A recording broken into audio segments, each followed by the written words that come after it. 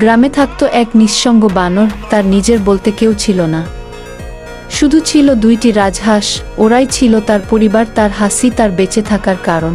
প্রতিদিন বানর আদর করে হাঁস দুটোকে খাওয়াতো, রাতে কুটিরে আগলে রাখত, আর সকালে মাঠে নিয়ে যেত সবুজ ঘাস খাওয়াতে।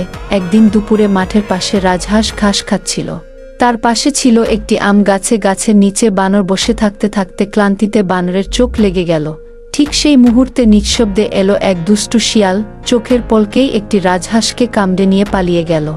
অন্য হাঁসটির চিৎকারে বানরের ঘুম ভাঙল, দৌড়ে এলো, কিন্তু ততক্ষণে সব শেষ, একটি হাঁস হারিয়ে গেছে চিরতরে। বানরের চোখ ভিজে গেল, তবু বানর ভেঙে পড়ল না। কান্নার ভেতরেই জন্ম নীল এক গৃহ সিদ্ধান্ত।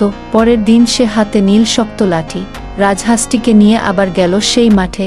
ইচ্ছে করেই আম গাছের নিচে বসে চোখ বন্ধ করে রইল। শিয়াল এলো আবার, আর ঠিক তখন এক ঝটকায় বানরের লাঠির আঘাতে দুষ্টু শিয়াল নিস্তেজ হয়ে পড়ল মাটিতে। বানর তার রাজহাঁসটিকে বুকে জড়িয়ে ঘরে ফিরল। চোখে জল ছিল, কিন্তু মুখে ছিল স্বস্তির হাসি।